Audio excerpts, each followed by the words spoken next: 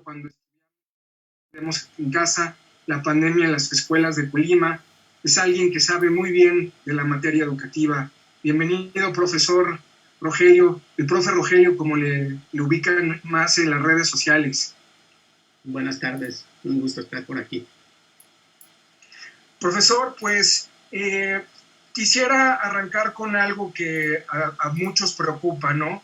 ¿Qué pasará cuando las escuelas abran las puertas? Si es que abren las puertas, porque parece que eso se está un poco retrasando. Si quiere, más adelante hablamos un poco del regreso a clases, pero me gustaría sobre todo centrarnos en qué va a pasar cuando se abra la escuela.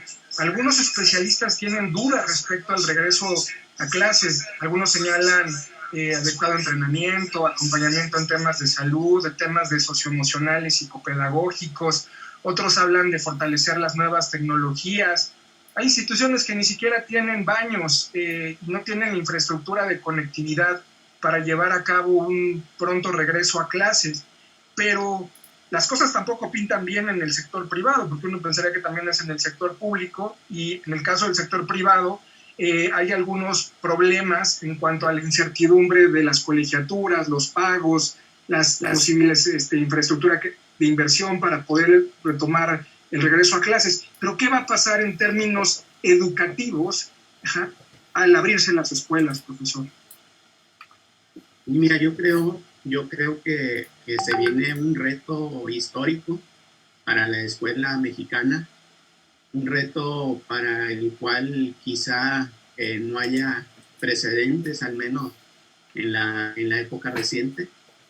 Me refiero porque engloba muchos desafíos, desde las cuestiones sanitarias, por supuesto, para las cuales tendrá que estar preparada la escuela en su momento.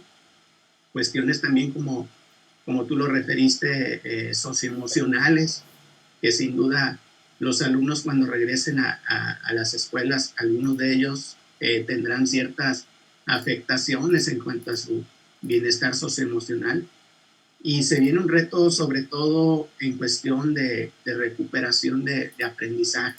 Y, aquí yo creo que está el punto clave del debate del regreso a las escuelas, y que no ha recibido, creo yo, la suficiente atención. Creo que el debate se ha enfocado más en cuestiones que, si bien son importantes, cuestiones de infraestructura, de cuidados sanitarios, pero creo que el resto que se viene en cuanto a recuperación de aprendizajes va a ser mayúsculo, y tardará, pues creo que varios años la escuela en tomar nuevamente los niveles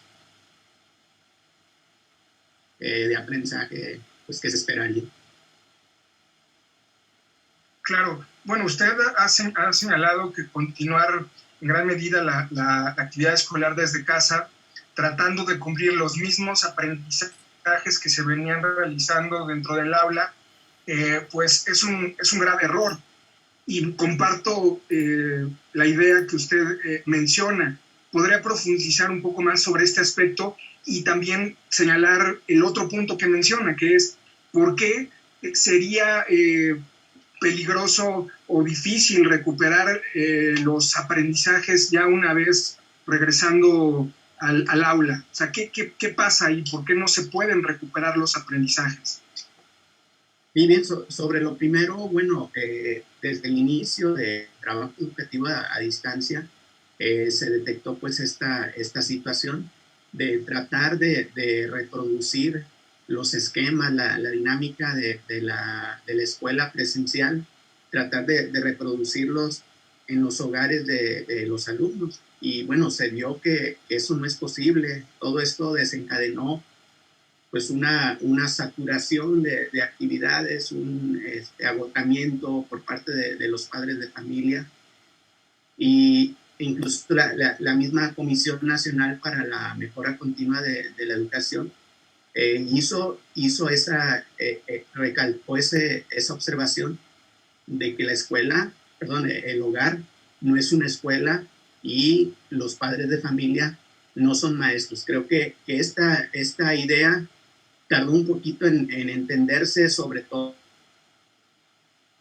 todo en los primeros meses del confinamiento, pues como profesores, quizá no, en algunos casos, no quiero generalizar, pero quizá nos equivocamos al tratar pues de hacer en casa lo que hacíamos cotidianamente en la escuela, ¿sí? Y esto, pues sin duda, creo que pudo afectar la calidad de los aprendizajes que lograron los niños en el hogar. Creo que no es posible en parte de los hogares mexicanos, no son un buen escenario hablo aquí de cuestiones económicas, cuestiones físicas, cuestiones culturales. El hogar mexicano no es un espacio propicio en muchos casos para poder realizar esa actividad de aprendizaje tal cual se hacía en la escuela misma. Claro, aquí hay una pregunta de nuestra amiga Miriam, a quien saludo. Saludos a todos, muy importante este tipo de mesas para la sociedad y las comunidades educativas. Profesor, ¿por qué el modelo educativo no se ajustó a las necesidades que implicaba esta situación? ¿Por qué trasladar modalidad presencial a lo virtual? Y aquí yo creo que parte de esto tiene que ver con que fue un reto que nos tomó por sorpresa a todos. Y por eso hablo de que se dio sobre todo en los primeros momentos. No quiero decir que actualmente no se esté dando, pero sí ese reclamo de cansancio por parte de los padres de familia, por parte ya ese agotamiento de los hogares, sobre todo en los primeros meses de trabajo a distancia, ¿sí? Creo también que esta cuestión de la saturación de actividades académicas tiene mucho que ver con cómo está configurado nuestro currículum, nuestro plan de estudios, que muchos especialistas pues han señalado que es un plan de estudios que se encuentra todavía saturado de aprendizajes, es un plan de estudios pesado, un plan de estudios que está sobre todo centrado en los contenidos. Entonces esto pues no necesariamente tiene que ver con la voluntad de los profesores el no haberse adaptado a la situación, sino que yo lo veo más como una cuestión de fondo, ¿sí? El mismo currículum que tenemos actualmente es muy vasto y pues para situaciones como esta nos costó trabajo simplificarlo, nos costó trabajo digerirlo y presentarlo de manera más accesible para los estudiantes. Claro, de hecho yo escuchaba en alguna conversación, en un webinar, a un investigador, bueno, a lo mejor lo ubica, al maestro Tonucci, quien hacía referencia a tratar de darles a los alumnos algunas actividades y de ahí jalarlas para diseccionarlas y relacionarlas con las disciplinas que se podían abordar. Por ejemplo, él les dejaba, no sé, hacer que prepararan una pasta, obviamente con la supervisión de los padres, como usted ha señalado, pues los padres son una suerte de guía necesaria en este momento, pero no son docentes. Entonces, una vez hecha la actividad, pues ver algunos aspectos generales de cómo fabricaron, cómo prepararon el espagueti, qué le pusieron, ¿no? Y de ahí van relacionando elementos de la ciencia, ¿no? A cuánto se tenía que calentar, cuestiones así, actividades que podrían ser funcionales dentro del entorno cotidiano y después jalarlas para reflexionar en torno a ellas y luego incluso hablar de la receta como un texto instruccional, cuestiones por el estilo, ¿no? Me parece que eso podría ser una opción. No sé si ustedes en esta simplificación que hicieron, más que simplificación, síntesis de los contenidos curriculares, lograron establecer algunas estrategias al respecto. Sé que han avanzado en ese tema ya en Colima, por ejemplo. O por lo menos usted. Sí, sí coincido con el planteamiento que hace creo que en general, y hasta donde yo alcanzo a ver, creo que nos faltó aprovechar ese aprendizaje informal que se da en casa.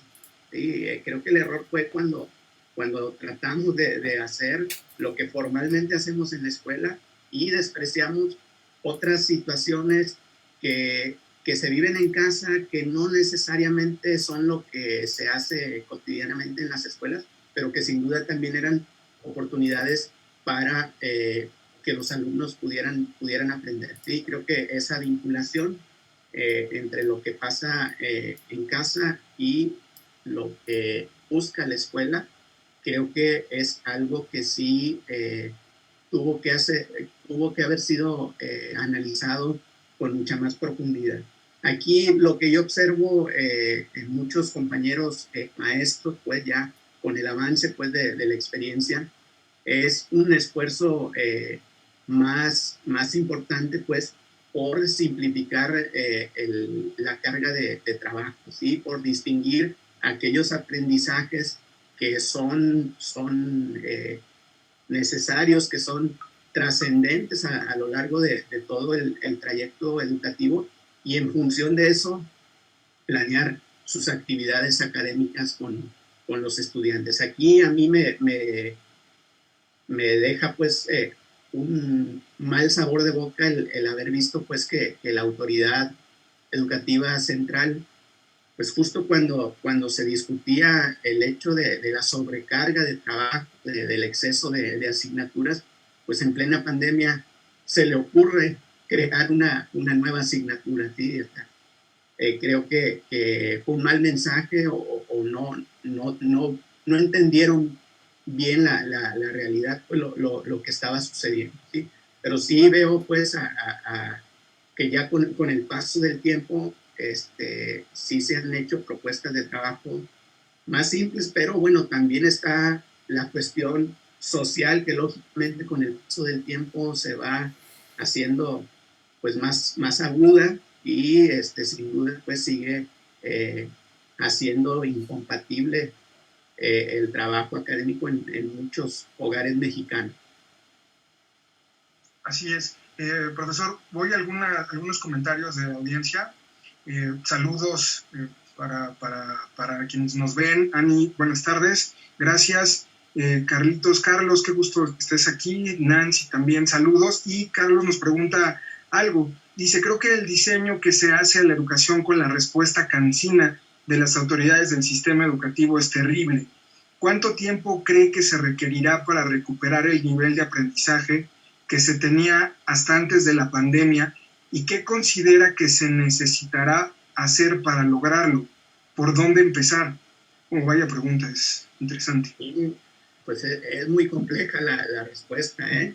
Empezando porque pues aún no está cuantificado el daño, ¿sí? La verdad no suponemos, hay indicios que nos hacen pensar en que el impacto sobre los aprendizajes va a ser mayor, pero aún no está determinado con precisión, ¿sí? Entonces, respondiendo a la pregunta de qué hacer, pues creo que en primer término es diagnosticar, ¿sí? Creo que las escuelas se tienen que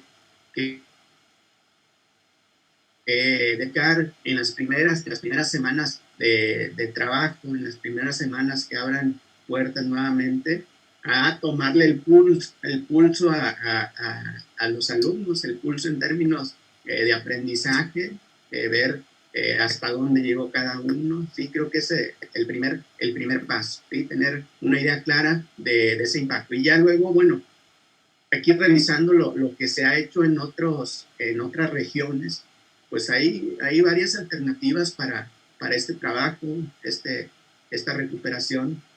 Por ejemplo, en Reino Unido se creó una campaña para que profesores inactivos, jubilados, se reincorporaran nuevamente al servicio y pues proporcionaran apoyo para atender de manera muy específica a aquellos alumnos más vulnerables, más afectados por la pandemia.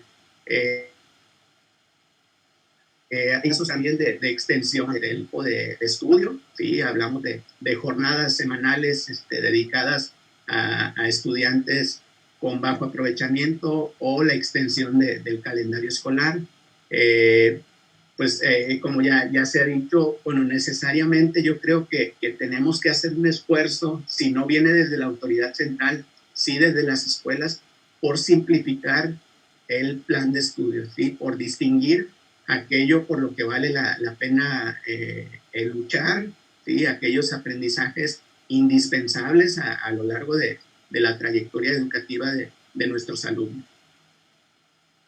O sea, está hablando como de ponderar los aprendizajes, más bien, o sea, ¿qué enseñamos? ¿No? O sea, ponderar de toda esa carga de contenidos, seleccionar qué tenemos que enseñar, ¿no? Entiendo más o menos esa lógica. Sí, por ejemplo, en Chile, en el regreso a clases, se privilegió sobre todo aprendizajes relacionados con lectura y razonamiento matemático, ¿sí? Que creo que son áreas fundamentales en todo el trayecto educativo, ¿sí? Pero también, bueno, cuidar ese balance que se le da a la educación, o sea, no el hecho de discernir, de seleccionar ciertas áreas que vaya en detrimento de una educación integral, ¿sí? Pero sí distinguir en dónde se deben de concentrar los esfuerzos más importantes de las escuelas. Claro. Miriam de nuevo nos hace un comentario. Dice: nuestro reconocimiento amplio y fuerte a nuestros colegas docentes, sobre todo de educación básica, por enfrentar los retos y desafíos con mucho profesionalismo. Tiempo además que ahora sirvió para revalorar la función docente en la sociedad, pues las madres de familia estaban colgadas de la lámpara, claro, las que se inmiscuyeron. Sorry, es que me jubilé hace 3 años. ¿Qué asignatura agregaron en pandemia y por qué? Nos pregunta. Se agregó una asignatura que se llama Vida Saludable. Y bueno, haciendo el análisis de esta nueva materia, pues quizá no era, a mi punto de vista, muchos de los puntos o de los propósitos que se pretenden alcanzar con ella, pues ya se abarcaban en asignaturas que ya existían previamente a la pandemia. Y bueno, sí, me uno también a ese reconocimiento que hace la compañera en relación a los esfuerzos que hacen los docentes cotidianamente, ¿sí? Sin afán de generalizar, de enseñar que todo ha sido perfecto, pero bueno, sí, la pandemia nos ha traído múltiples ejemplos de vocación, de compromiso por parte de los profesores y maestros que han ido más allá de lo que marca su propia labor, ¿sí? Que no se han dado por vencidos y no se han quedado de brazos cruzados ante este reto que se nos ha presentado. Incluso aquí Miriam nos dice que era un tema transversal del currículum desde hace 20 años, esa materia. Sí, sí, definitivamente. Hay otras inquietudes, profesor, que tienen que ver con los aprendizajes. Y otro de los asuntos es, bueno, en realidad son dos. El primero tiene que ver con los libros de texto. ¿Qué opinión le merece el caso de los libros de texto? Publicó ahí un artículo, pero me gustaría que nos compartiera sus puntos de vista al respecto. Pues sí, mira, genera este proceso en particular a mí, pues me genera ciertas dudas, sobre todo en cuestión del plazo, ¿sí? Que es un proceso que se ha establecido para aproximadamente 2 meses, señala la convocatoria que se lanzó. Entonces eso ya de entrada pues sí genera ciertas preguntas, ¿sí? Se habla por ahí, trasciende que bueno, editoriales manejan plazos de 6 meses, 1 año para poder hacer una labor de este tipo. Entonces, pues empezando por eso, sí se generan ciertas interrogantes. Hay otra cuestión que también a mí me llama mucho la atención y tiene que ver con el hecho de que son libros de texto que se están anticipando a un plan de estudios. ¿Sí? Al inicio pues, de esta administración federal, se dijo que para julio del año pasado, ¿sí? Ya se tendría publicado en el diario oficial de la Federación un nuevo plan de estudios, cosa que, bueno, no ha sucedido. Y la lógica, pues, diría que los libros de texto tendrían que estar precedidos por el plan de estudios. Incluso el titular de materiales educativos en la SEP, Marc Arriaga, ha reconocido pues que no es el camino ideal el que se está siguiendo, que lo esperable era que hubiera un plan de estudios que, digamos, que respaldara a estos trabajos que se están realizando, porque finalmente, en términos curriculares, no queda aún suficientemente claro qué es esto a lo que han llamado nueva escuela mexicana. Sí se han dado ciertos rasgos muy generales de esta nueva ideología educativa, pero no se ha aterrizado por completo en un documento como puede ser el plan de estudios.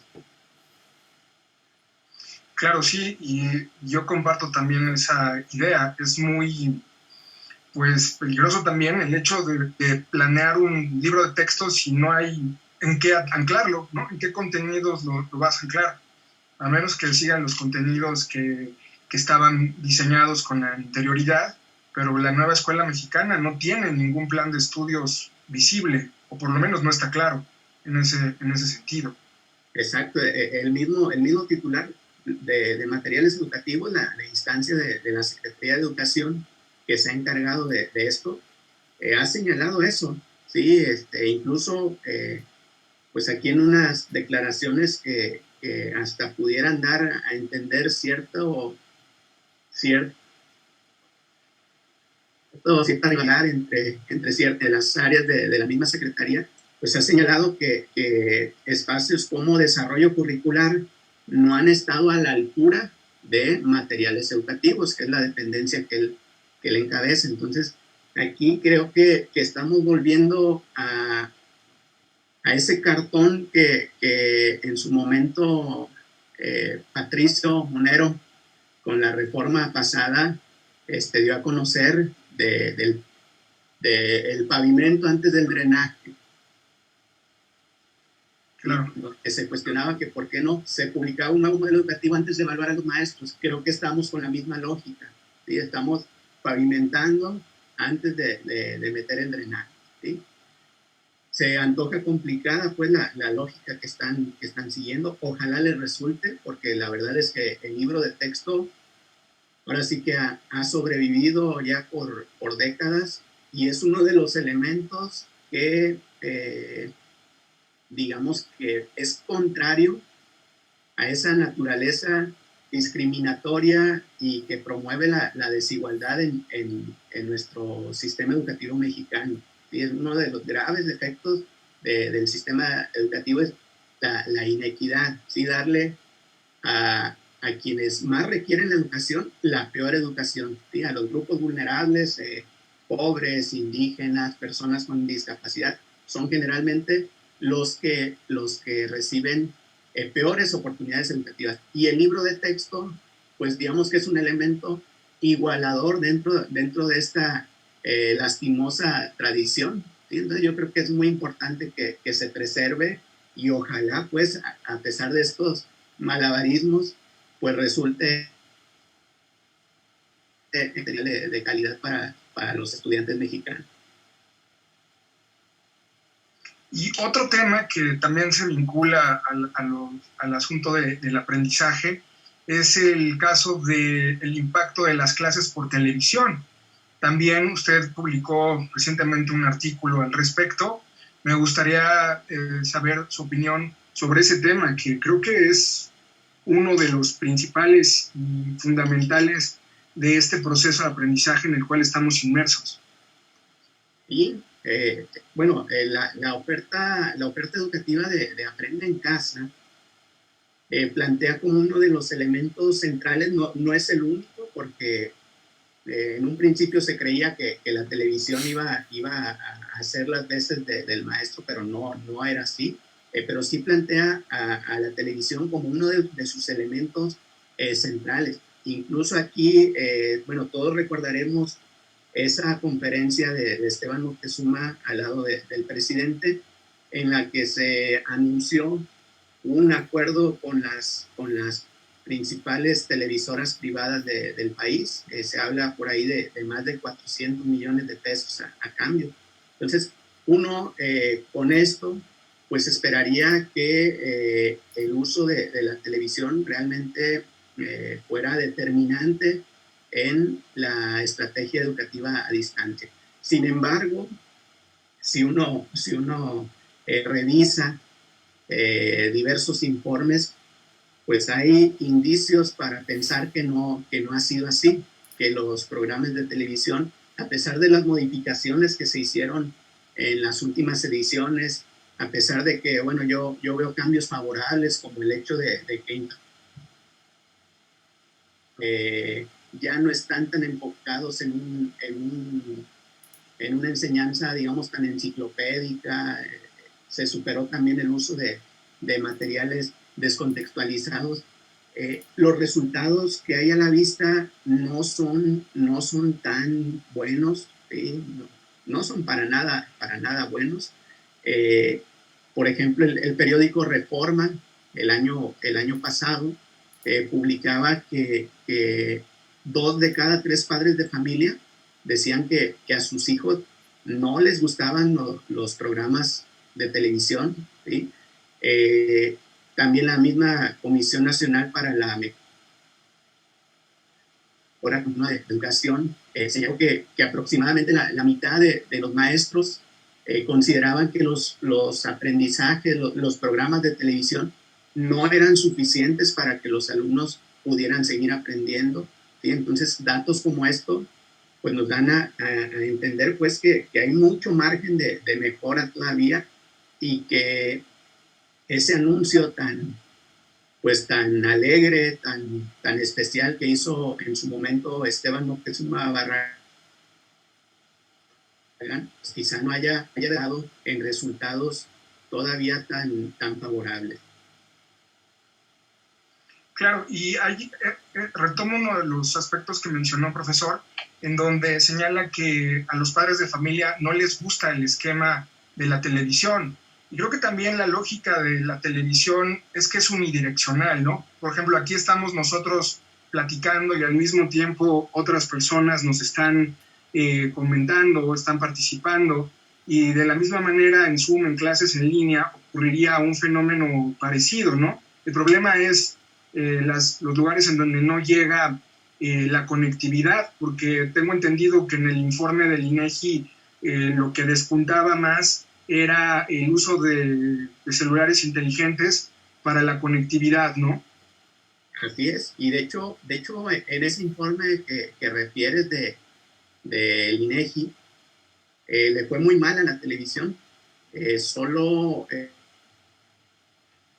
creo del 5% de la población objetivo de esa encuesta señaló emplear la televisión para sus clases a distancia.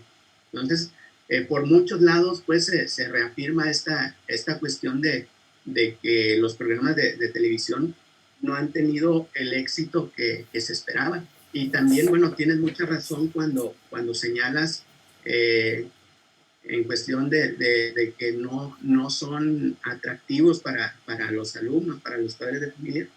Volvemos de intentar trasladar lo que se hace en el aula, trasladarlo a lo que se hace a distancia, porque si uno revisa las clases que se dan a distancia a través de la televisión, pues tratan de emular lo que se hace presencialmente en las aulas. Creo que ahí puede haber parte de las razones por las cuales no han sido tan exitosos los programas de televisión. Que insisto aquí, bueno, también hay que reconocer que hay avances, ¿sí? También conforme fueron avanzando las acciones, hubo avance, pero se queda corto todavía ese alcance que han tenido. Miriam nos comenta algo, dice, compañero, en términos pedagógicos, el libro de texto no es el fin de la educación, la labor docente va más allá de un recurso didáctico. Pues nos comenta esto.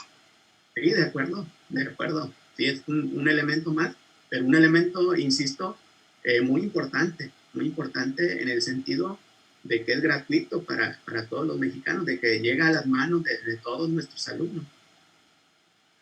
Sí, yo creo que ese tema habría que también ponderarlo porque hay lugares en donde definitivamente el libro de texto cumple una función. Digo, está este recurso didáctico, está la guía del profesor en torno al libro de texto, pero el hecho de llevar el libro a un lugar y que los niños se lo apropien y lo tengan y el profesor de una u otra manera también oriente los contenidos, pues los hace partícipes de esta interacción de aprendizaje entre el alumno y el docente, ¿no? O sea, se sienten como parte, tienen una herramienta en donde en ocasiones pues no hay otra penetración tecnológica, ¿no? Finalmente el libro pues, es un instrumento tecnológico, como nos recordaba Borges en algún momento.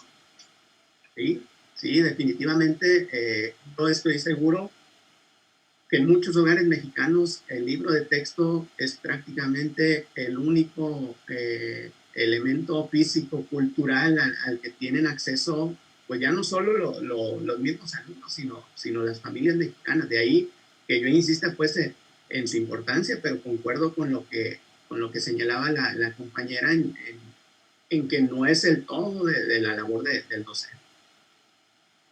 Así es. Profesor, otra cuestión. Este programa pues lo ven en distintos lugares, ¿no? Y la idea también es un poco abrir la perspectiva del país.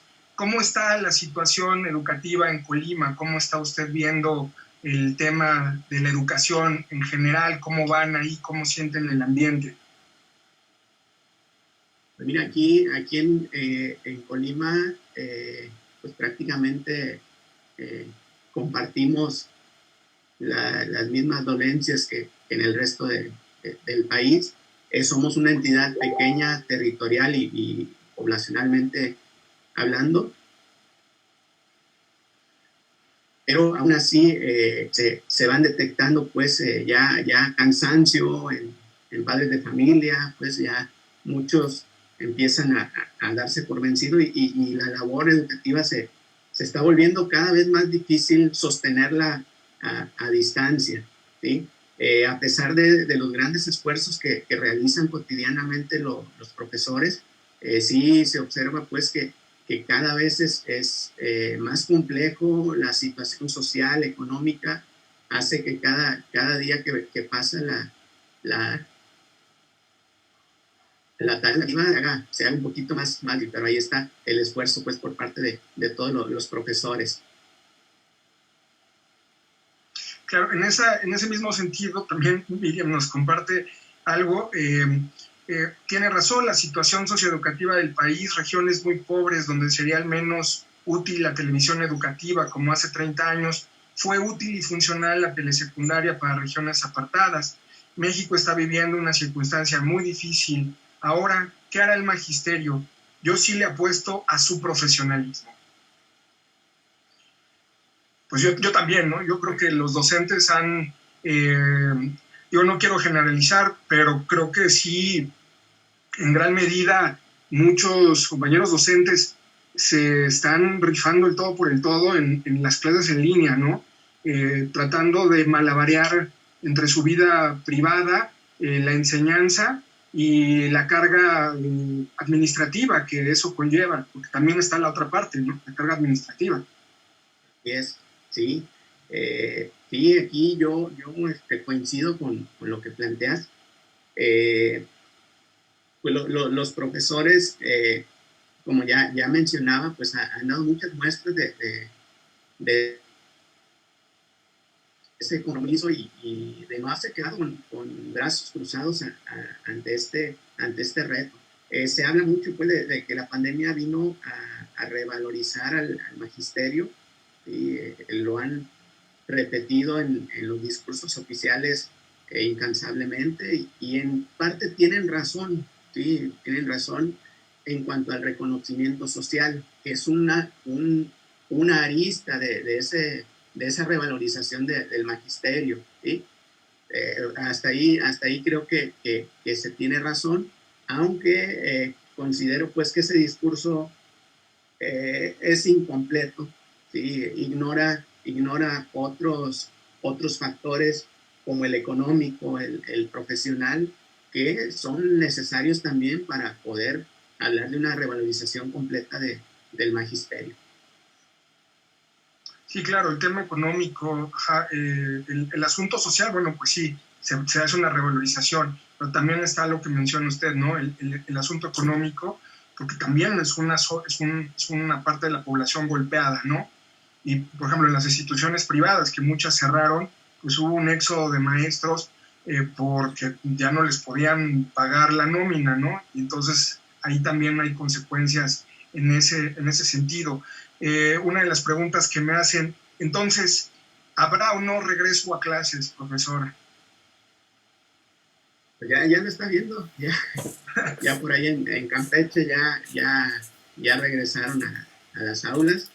Se emprendió esta campaña de vacunación para profesores, que creo que pues sí era una de las condiciones que se exigía para un regreso seguro. Pero aquí yo insisto en que el tema de regresar a las aulas tiene que ir más allá del debate de la infraestructura o de la misma vacunación de los profesores. No es solamente cómo vamos a regresar, sino también para qué vamos a regresar, ¿sí? Y creo que no se ha discutido suficientemente eso, y a mí pues realmente sí me gustaría ver por parte de la autoridad central, de las autoridades locales, un plan de regreso a clases más complejo, que abarque otros factores de la realidad escolar, aparte del sanitario, de la infraestructura, que no digo que sean menos importantes, pero no son los únicos. Ver este tema desde una perspectiva mucho más amplia. Si se va a dar, yo creo que aquí, bueno, va a depender también de lo que decidan las autoridades locales en función de lo que vean en cada entidad. En Campeche, por ejemplo, se regresó a clases en primera instancia en poblaciones con una densidad habitacional muy baja. Creo que eso es un acierto, ¿sí? Porque no podemos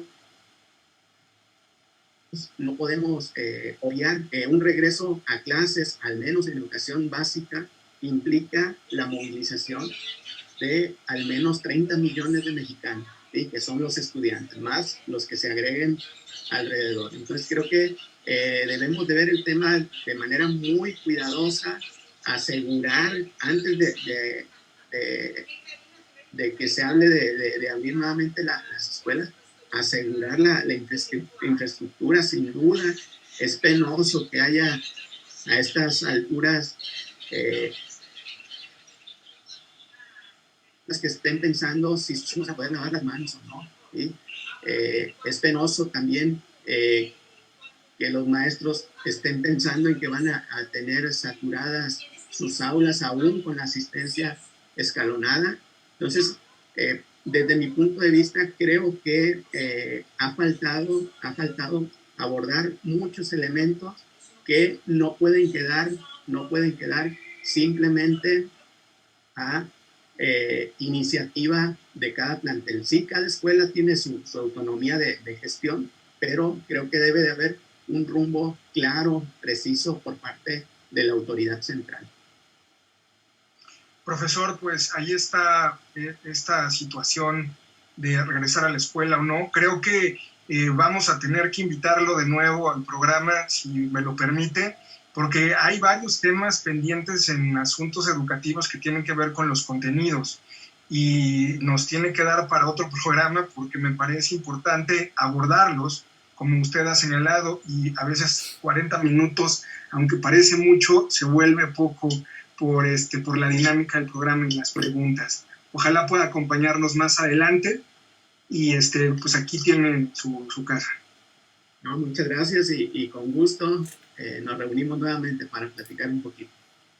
Profe Rogelio, muchas gracias. Muchas gracias también a la audiencia del Oriente por acompañarnos. Recuerden, les recomiendo mucho el libro que coordinó el profesor Rogelio con otro profesor que se llama Juan Carlos Yáñez Velasco. Lo publicaron, está en la red, lo pueden descargar, voy a compartir el link. Se llama Cuando enseñamos y aprendimos en casa, es una antología importante para darnos una idea de la problemática en la cual estamos inmersos, y me parece muy loable el trabajo que se hizo de recopilación de información. Aunque hablan de las escuelas de Colima, me parece que reverbera para toda la República Mexicana. Sí, muchas gracias por la mención. El libro está disponible de manera gratuita en la página de Puerta Abierta Editores. Incluso si lo buscan por ahí en Facebook, en el espacio de Puerta Abierta Editores, ahí aparece el link de descarga gratuita, que como mencionas, el libro es una recopilación de experiencias, de reflexiones de maestros colimenses en relación al tema de la educación a distancia. Pues ahí está, profesor Rogelio. Gracias a todo el público del Oriente. Nos vemos como todos los miércoles a las 2 de la tarde para hablar de los temas de la agenda pública y un poquito más. Nos vemos, nos vamos, pero regresamos. Un gusto saludarlos.